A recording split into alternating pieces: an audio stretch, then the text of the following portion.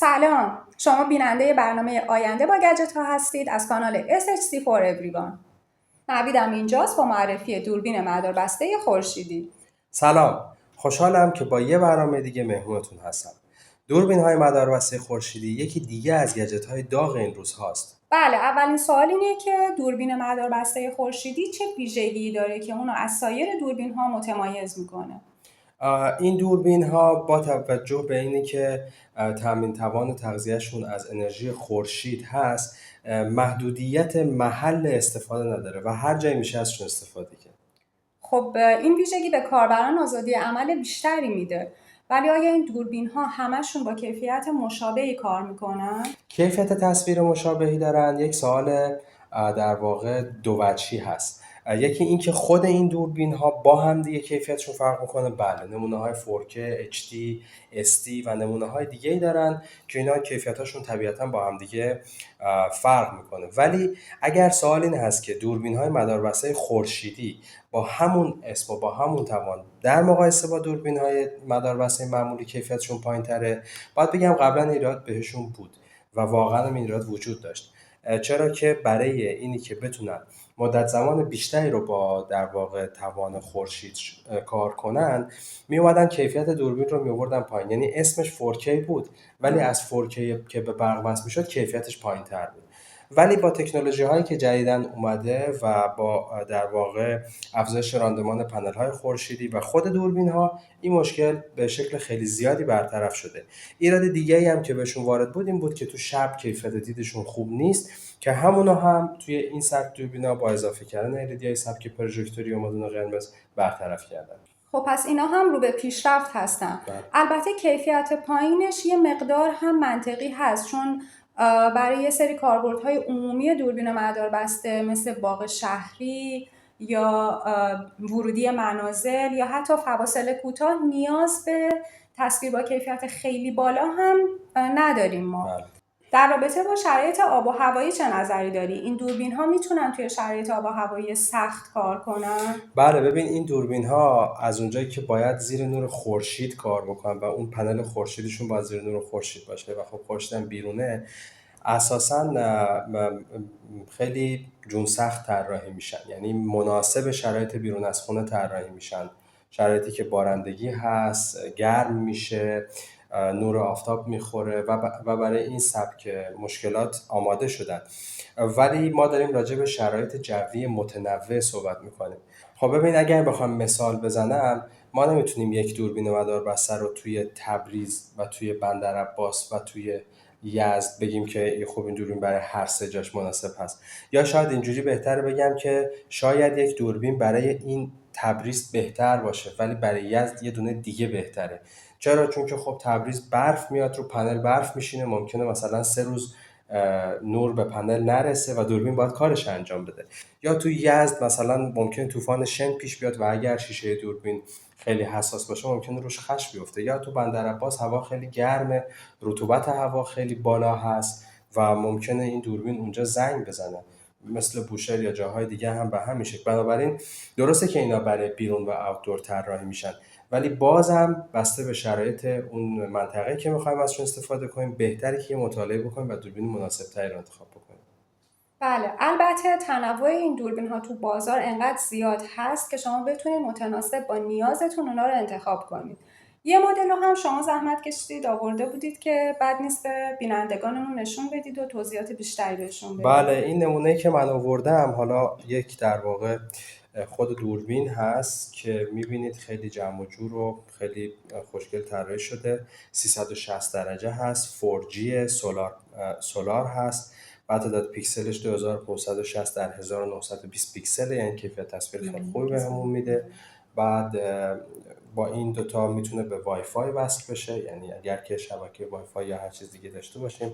اینجا یک در واقع چیز داره، ورودی داره برای انواع و اقسام پورتایی که حالا ممکنه مورد نیازمون باشه. پورتای تصویر، جا برای سیم کارت، جا برای مموری، برای استارت کردن دوربین. بعد این هم پنل خورشیدی هست که به این دوربین در واقع نصب میشه.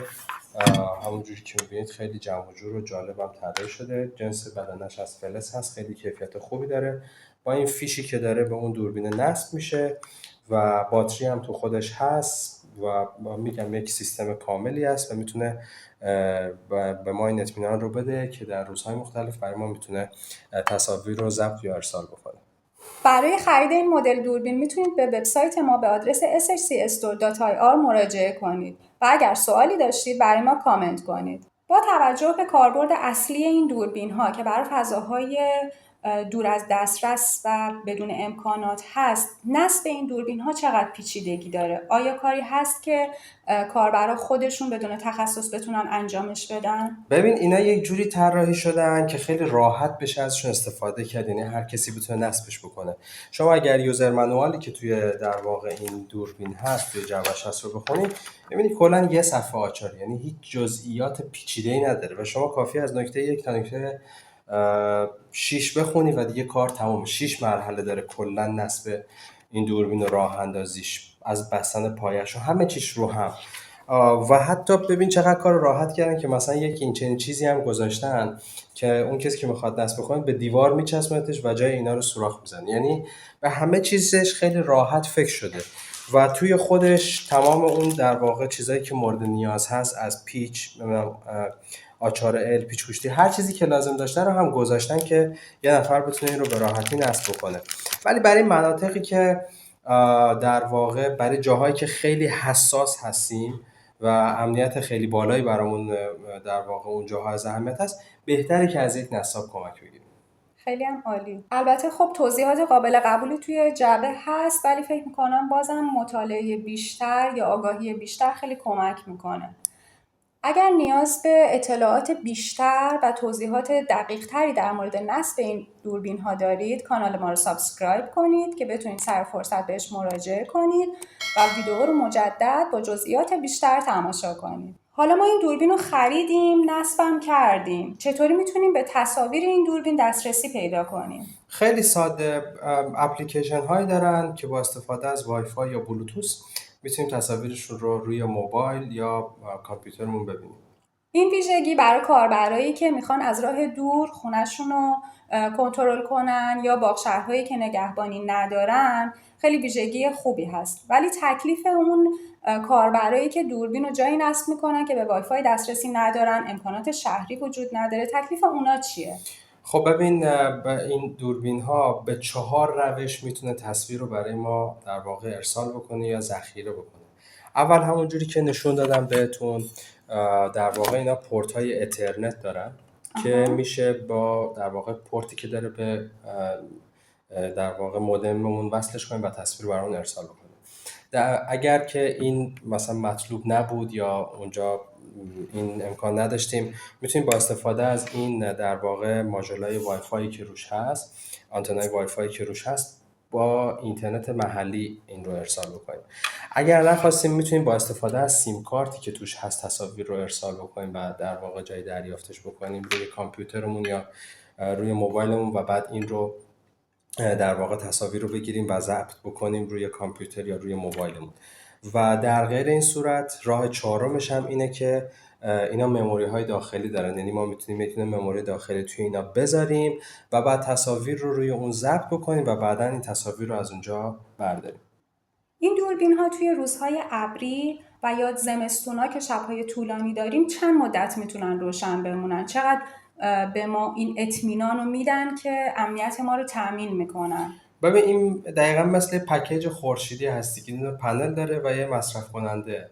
بله، در واقع ما با یه پکیج خورشیدی روبرو هستیم که شامل پنل، باتری و مصرف کننده های ما هست و مصرف کننده ما اینجا مجموعه دوربین مداربسته هست. اگر میخواید در مورد پکیج های خورشیدی اطلاعات دقیق تری پیدا کنید، لینک ویدیو پکیج های خورشیدی رو براتون اینجا گذاشتیم، میتونید برید ببینید و با جزئیات این پکیج ها بیشتر آشنا بشید. خب حالا این پکیج چند ساعت میتونه به ما مطمئن تصویر بده؟ ببین در شرایط معمول این پنل یک پنل 7.8 وات الی 8 وات هست تقریبا. این دوربین هم در شرایطی که همه اون در واقع متعلقاتش روشن باشن 4 وات توان مصرفیش هست که تقریبا خیلی بعید این اتفاق بیفته. ولی در هر صورت همین جوری هم که بخوایم حدود 4 تا بکنیم 8 وات اون به ما توان بده، 12 تا 8 وات میشه 96 وات و اینم که بخواد حدود 2 وات در ساعت به طور متوسط مصرف بکنه میشه 2 تا در واقع تو 24 ساعت 2 تا 24 ساعت 48 وات. یعنی اون پنل به طور معمول میتونه 2 روز این رو روشن نگه، یعنی اگر یک نور خورشید بهش بخوره و بعد کاملا تاریک باشه 2 روز میتونه این دوربین رو برای ما روشن نگه داره به طور مطمئن. ولی باز توان مصرفی این از همون 2 وات هم پایین‌تر است و میشه به طور متوسط گفت که تقریبا 5 روز میتونه در صورت که کامل شارژ نکنه، پنل کامل خاموش باشه، میتونه 5 روز دوربین ما رو ساپورت کنه. خب عدد قابل قبولی هست و احتمالاً خیلی هم میدونن که این دوربین ها سنسورهای اضافه‌ای مثل سنسور حرکتی دارن که دائم روشن نمیمونن، به این صورت که وقتی یه محرک نزدیک میشه به این دوربین ها روشن میشن و در اون تایم هست که فقط ضبط دارن. به همین خاطر مصرف انرژیشون در هر صورت پایین‌تر میاد و تعداد روزهای بیشتری رو بر ما خواهند داشت. بله، اتفاقا به نکته خیلی خوبی اشاره کردی. همونجوری که تو این تصویر هم میبینید اون سنسور موشن دتکتور یا سنسور حرکتی که ازش صحبت کردی این هست. اینجا سنسور نور هست که در صورت که نور محیط کم بشه LED ها رو روشن میکنه. بعد توی مرحله اول 2 تا دونه LED روشن میکنه، تو مرحله دوم 4 تا و توی مرحله که دیگه خیلی تاریک هست مادون قرمزاش هم روشن میکنه و بنابراین تمام مشکلات ساپورت میکنه. اینجا هم مایکروفونی هست که صدای محیط رو میگیره. با توجه به تمام این سنسورهایی که داره میتونه در واقع توان مصرفیش رو مدیریت بکنه که بتونه مدت زمان بیشتری به ما شارژ بده. هزینه این دوربین ها نسبت به نمونه های مشابهی که توی بازار هست چطوره؟ خب هزینه اولیشون بیشتره، طبیعی هم هست، چون که با همون مشخصات داره یه دونه پنل خورشیدی اضافه هم به اون میده. ولی همینی که از این مرحله خرید گذشتیم، هزینه های سیمکشی، هزینه های اتصالات و دردسرای اون در واقع جابجا کردنشون و همه اینا باعث میشه که اون هزینه دیگه خیلی مهم نباشه یا دیگه حتی برابری بکنه. ببین مثلا سیمکشی بعضی از دوربینا، مثلا تو باغ شهری اگر کسی بخواد نصب بکنه احتمالاً 4 تا دوربین باید یه چیزی حدود 200 متر سیم استفاده بکنه. به جز اون در واقع سختی‌های سیمکشی، خطرات ناشی از برق گرفتگی با اون سیم برق هم وجود داره، حالا برای بچه‌ها یا کسایی که میخوان تو باغ در واقع استفاده بکنن. بعد جابجاییشون خیلی سخته. ما اینو یه جا میذاریم میبینیم زاویه‌اش خوب نیست، 4 تا پیچ دیگه باز می‌کنیم یه جای دیگه نصبش می‌کنیم. ولی اونای دیگه با توجه به اینکه سیم دارن خیلی این کار سخت میشه براشون. درسته. البته که برای جاهای دور از دسترس و بدون امکانات تنها گزینه‌ایه که ما داریم. همونجوری که گفتی برای جاهایی که در واقع دور از امکانات شهری هستن میتونه امنیت رو براشون برقرار بکنه و یکی از بهترین گزینه ها هست، اگر نگیم تنها گزینه هست. و از همه مهمتر این که به دلیل استفاده از انرژی های تجدیدپذیر میشه گفت دوستدار محیط زیست هم هستن. ممنون ازت نوید. تو این قسمت دیدیم که تکنولوژی با استفاده از دوربین مداربسته خورشیدی بدون محدودیت بر ما امنیت رو تأمین میکنه. پس جا داره که بگیم یادتون نره تکنولوژی برای همه است.